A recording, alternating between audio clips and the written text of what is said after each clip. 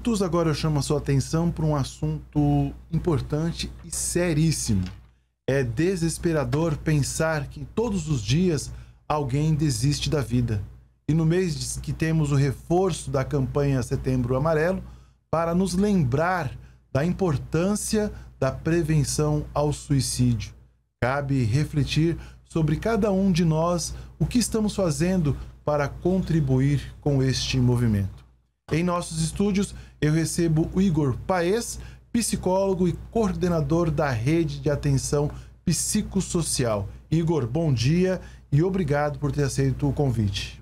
Bom dia a todos. É um prazer estar aqui, né, no mês do Semana Amarelo, de poder falar sobre um dos momentos mais importantes em saúde mental, que é esse mês de setembro. Qual que é a importância do Setembro Amarelo para a conscientização sobre a saúde mental e a prevenção ao suicídio? Como você falou, o principal objetivo dessa campanha é fazer a conscientização, é quebrar paradigmas, é orientar as pessoas, é orientar quem está nos ouvindo, quem está nos assistindo, a buscar se encorajar, né, e buscar o profissional para fazer a escuta, para ouvir, para poder ajudá-lo naquela angústia que está tanto fazendo com que ele pense na possibilidade de tirar a vida. Quais são os sinais de alerta, né, que os familiares e amigos devem observar em alguém que pode estar passando por este sofrimento emocional? Então, é interessante que muitos dos sintomas, dos traços relacionados à questão da ideação suicida é muito parecido com doenças e condições de saúde mental que são tratáveis, né? Uma ansiedade, uma depressão. Então, geralmente são indivíduos que vão se isolar, vão perder a motivação das coisas, vão querer ficar mais tempo sozinho, vai ter mudança às vezes de apetite, vai ter insônia, você vai ver às vezes ela um pouco irritada, muito inquieta, né? Tudo isso são alguns sinais que podem ajudar você a identificar alguma mudança nesse comportamento para você procurar ajuda. Uhum. E aqui em Três Lagoas a gente tem alguns dados, se é o homem, se é a mulher, ou... Geralmente é o homem que acaba cometendo mais a tentativa de suicídio, né? As mulheres não são muito de fazer, geralmente são os homens, e dentro dessa faixa etária de 18, 19 a 29 anos. Geralmente é essa faixa etária maior que concentra. O Igor, é importante ressaltar que não é uma fraqueza, né? Não, jamais. Eu acho que o momento que a gente condiciona a uma pessoa essa questão de falar fraqueza, você está, não digo menosprezando, você não está dando valor àquele sentimento que ela está sentindo, entendeu? Nós não estamos falando... A questão do suicídio não é questão de falar da morte. A gente tem que entender que, na verdade, a pessoa não quer nem se matar. Na verdade, ela quer dar um fim à dor dela. A morte só é o impulso, entende? A questão é a dor, é a angústia. Então, é a forma como a pessoa tem de se manifestar. Aquela dor é tão intensa que eu quero dar um fim nela. Então, na verdade, essa é a ideia. Mas que, infelizmente, dando fim, a gente acaba tirando a vida. Ô Igor, nós da imprensa, nós temos uma postura de não noticiar esses casos de suicídio por conta de que possa desencadear outros casos. Mas como que nós devemos nos comportar diante de um sintomas tão delicado como esse? Porque a gente vê, como você mesmo disse, a maioria são homens. E muitos desses sofrimentos estão ligados aí a uma dor socioeconômica, uma dívida. E o homem por si só já permanece fechado. E como a gente pode tentar ajudar essa pessoa? Eu acho que a primeira coisa é ouvir. Hoje, infelizmente, é difícil nós encontrarmos pessoas para nos ouvir. Todo mundo quer falar, mas ninguém quer ouvir, né? E todo mundo tem essa necessidade de falar. E muitas vezes a gente fala sem propriamente pensar também, né? Então lá no meu consultório eu sempre falo para os pacientes que quando eles falam, para eles prestar atenção no que eles estão falando. Porque hoje o mal do ser humano é julgar e não pensar. Então, quando você está conversando, a pessoa está falando para você aquela dor, aquele sentimento, mesmo que às vezes você não tenha a mesma destreza que um profissional pode ter, só o ato de ouvir e de acolher esse sentimento, esse afeto, já é um primeiro passo para que depois você encoraje essa pessoa e faça com que ela procure um profissional. Aí nós vamos trabalhar num sentido mais terapêutico, de um suporte de uma equipe multidisciplinar para oferecer o melhor tratamento para o paciente. Mas o fato de você estar disponível e ouvir é fundamental. Por isso que eu acho tão importante esses momentos como nós temos agora. Porque ao mesmo tempo que algumas pessoas que podem estar com alguma ideação suicida podem estar nos ouvindo, nos assistindo, outras pessoas podem ser multiplicadores no sentido do conhecimento, de entender que só o fato de ouvir já é um diferencial. Me permite, eu peço desculpa a todos, principalmente a você, Igor. Eu quero dar um recado para você, amigo que está nos ouvindo. Não é frescura. Procure ajuda, principalmente de um profissional, tá? Porque o homem tem essa mania, né, de querer falar. Então, desculpa novamente. Não é frescura. Se você está passando por um problema sério, que é a pressão emocional, essa dor emocional, procure ajuda. Hoje nós temos uma rede, até aproveitar aí, que tipo de atendimento essa rede oferece aqui em Três Lagoas? Hoje dentro da rede da RAPS, né, que é a rede de atenção psicossocial, nós temos hoje a unidade do CAPS 2, né, que são os casos graves e severos, né? Então toda vez quando você fala ideação suicida, já tem que parar tudo. Entendeu? Só a ideia da pessoa falar ideação suicida já para tudo, se desloca para o CAPS. Lá nós vamos fazer um acolhimento, vamos fazer uma escuta e vamos ver a melhor forma possível para... E não só ideação suicida, automutilação também, tá? A automutilação em Três Lagoas é muito grande, o índice. Não é pouca coisa, não, tá? Já teve vezes que eu fui dar palestra em escola, numa sala de 30, tinha pelo menos 18 automutilados. Entende? Então, é uma demanda bem grande entre os jovens e adolescentes, principalmente os adolescentes. E a campanha do Setembro Amarelo também é para a automutilação também. Então, lá no CAPS, nós temos um plano de trabalho especializado só nesse público, para a gente poder fazer o melhor atendimento. Fora isso, nós temos o CAPS de álcool e droga, o CAPS AD, nós temos o ambulatório de saúde mental, que fica no centro da cidade, e nós temos uma outra unidade que chama residência terapêutica, que é uma casa onde fica moradores que tiveram os vínculos cortados com a família, mas que tem o diagnóstico em saúde mental, e lá a gente oferta a eles os cuidados, toda a moradia necessária. Ô Igor, sobre essa automutilação e justamente nos jovens, o problema está ligado diretamente a esse excesso de informação que as redes sociais, esse mundo cibernético oferece para esse jovem? Sim, na verdade, nós estamos tendo uma geração de pessoas no grande âmbito que já vieram trazendo muitas questões ansiosas, muita angústia, né? Porque para haver ansiedade tem que ter angústia, né? Então, muitos angustiados, e eles estão sendo criados por essas pessoas angustiadas, então estão multiplicando. Então, você vê muitos adolescentes que não estão conseguindo suportar a pressão do dia a dia. E a mesma forma do suicídio, a automutilação é trocar uma dor por outra dor. Entende?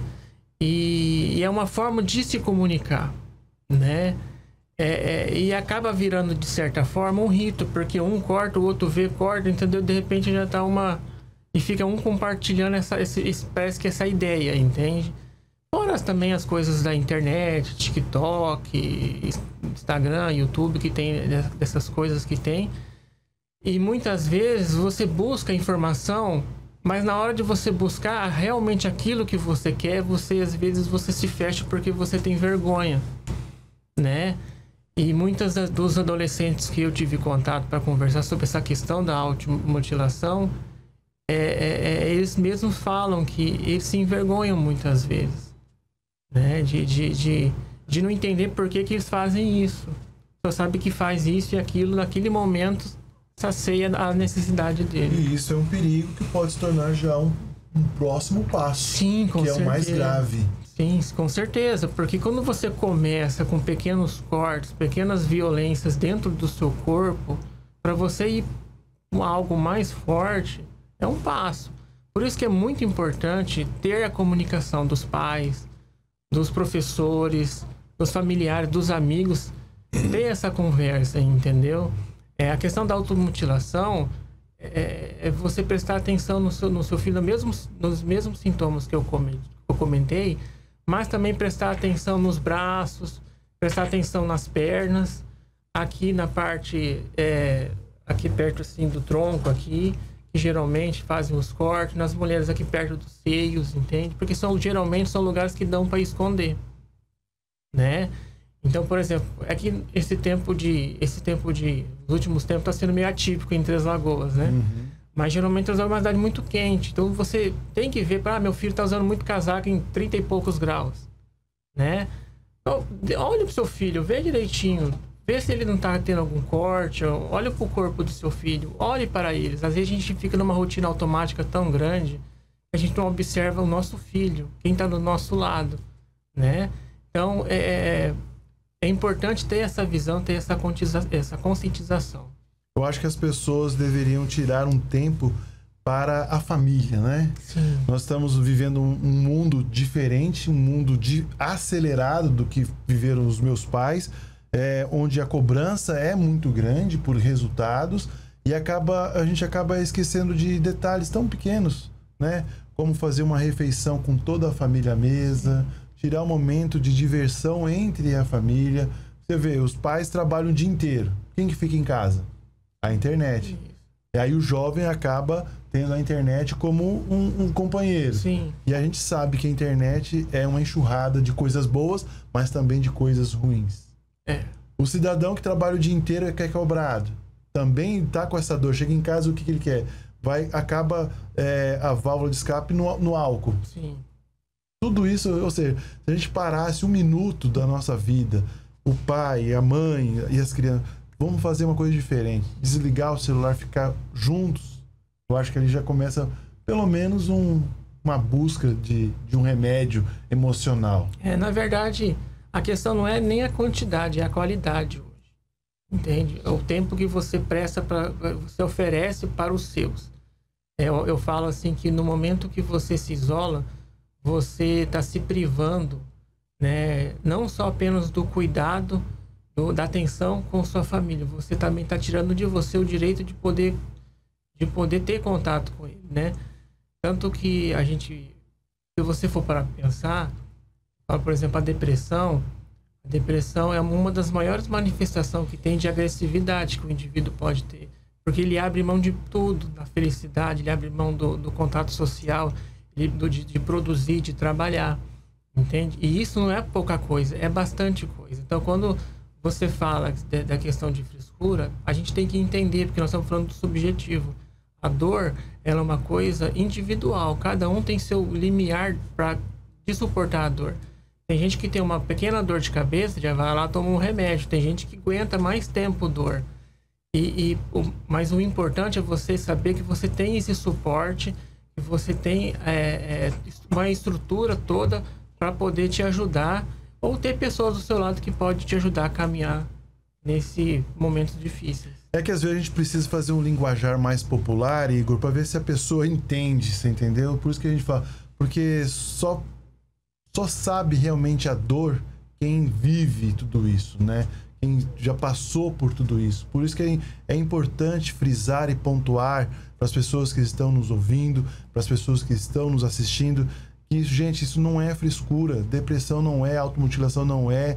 É preciso atenção dos pais com os seus filhos, é preciso atenção da esposa com o marido, do marido com a esposa. Também não adianta se reunir e começar a brigar lá. Sim. Também. Não adianta.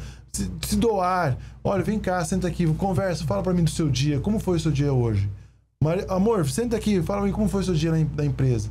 Nossa, deixar, como você falou, deixa falar, deixa, né? Sim. Bacana. O filho é a mesma coisa. Muito bem. Como que funciona, né, o encaminhamento de pessoas em crise para o serviço da rede? No caso de ideação suicida e automutilação, a pessoa pode se dirigir automaticamente lá para o CAPS 2, tá?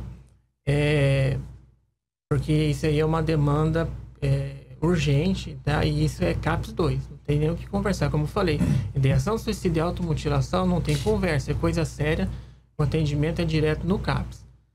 Se você está sentindo alguns sintomas, assim, o início de um sintoma de tristeza, de falta de apetite, de falta de motivação para trabalhar, ou está sentindo uma angústia, né? Tá dando sudorese na mão, na nuca, parece uma ansiedade, uma angústia, pode procurar as unidades básicas de saúde, entendeu?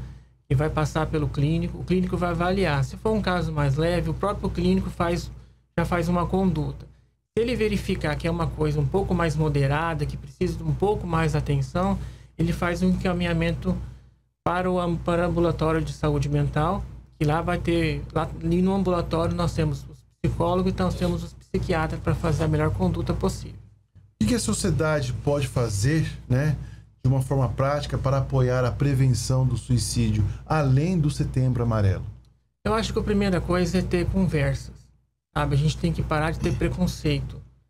Nós temos que deixar a intolerância, sabe? Falar de sentimentos, falar dos medos, falar das nossas angústias não é sinal de fraqueza, ao contrário, é você mostrar que você é bastante humano.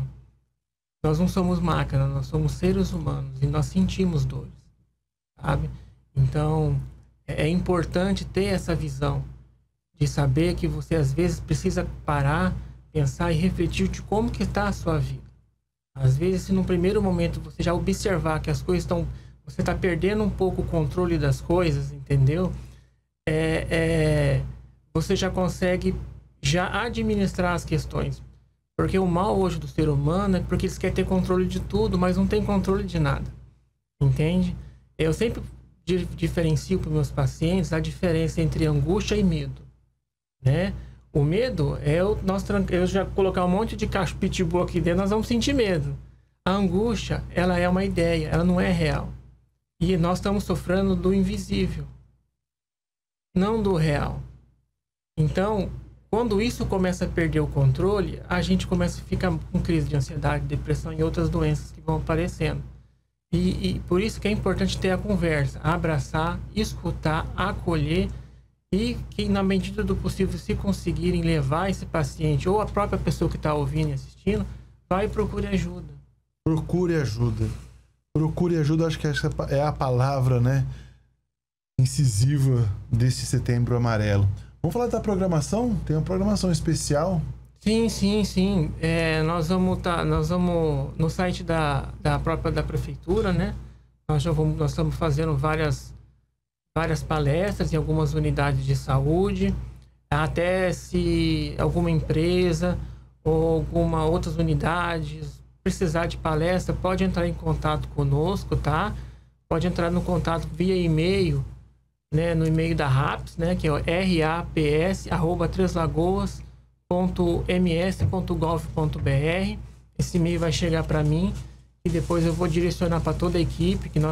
Setembro é o mês que a gente, na saúde mental, a gente até divide um pouco a equipe para poder fazer esses outros trabalhos. A gente tem um foco bastante educativo, né? E aí para o ano que vem a gente quer fazer esse trabalho o ano todo, sabe? Como a gente vem numa gestão nova, né? Estou apenas 3-4 meses na gestão, então ainda nós não fizemos, mas já estamos planejando para o ano que vem, porque a ideação, a questão do suicídio não pode ficar só em setembro. Exatamente. Tem que ser o ano todo. Então a gente quer fazer um trabalho bem constante, mas esse ano pode procurar a gente, mandar o e-mail e nós vamos já fazer as palestras onde tem que ser feito, a gente vai articular tudo direitinho. Muito bem, Igor.